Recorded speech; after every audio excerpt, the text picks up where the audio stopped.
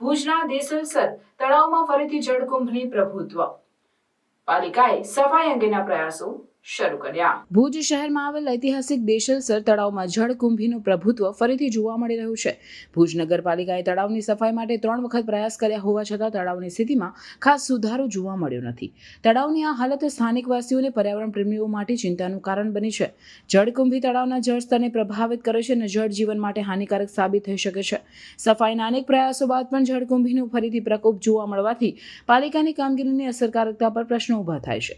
ભુજ નગરપાલિકાએ તળાવની સફાઈ માટે વધુ એક પ્રયાસ શરૂ કર્યો છે. આ વખતે પાલિકા દ્વારા વધુ સુવ્યવસ્થિત અને લાંબા ગાળાના ઉકેલો અપનાવવામાં આવી રહ્યા છે, જેથી તળાવની સ્વચ્છતા અને સૌંદર્યતા લાંબા સમય સુધી જળવાઈ રહે.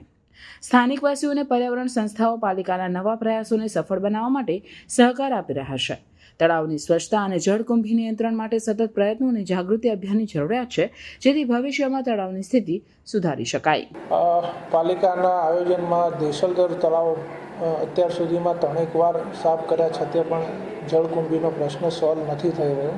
એટલે આ વખતે આપણે મૂળથી એવું આયોજન કરવાનું છે કે દેસલસર તળાવમાં એકવાર સફાઈ થાય પછી ફરીથી જળકુંભીનો પ્રશ્ન રહે નહીં. અત્યારે નગરપાલિકામાં આયોજન આપણે એ રીતે કરીએ છીએ કે વરસાદ પહેલાં આ તળાવમાંથી સંપૂર્ણ રીતે જળકુંભી દૂર કરવામાં આવે, કારણ કે ઘણીવાર નાના બીજ રહી જતા હોય તો ફરીથી થાય છે. તો આ વખતે સંપૂર્ણ રીતે એને સાફ કરવું વરસાદ પહેલાં, એવું નગરપાલિકાનું આયોજન છે. આ માટે આપણે જે સ્પેશિયલ મશીન્સ આવે છે મ્યુનિસિપલ કોર્પોરેશનમાં, એના માટેની ડિમાન્ડ પણ કરી છે RCMમાં. અને આપણા લેવલથી JCB કે કોઈ પણ અન્ય પ્રકારના મિકેનિકલ સાધનોનો ઉપયોગ કરી અને આ વખતે જળકુંભીનો પ્રશ્ન સંપૂર્ણ રીતે હલ થઈ જાય માટે પ્રયત્ન કરીશું. ક્યારથી સર કામગીરી શરૂ?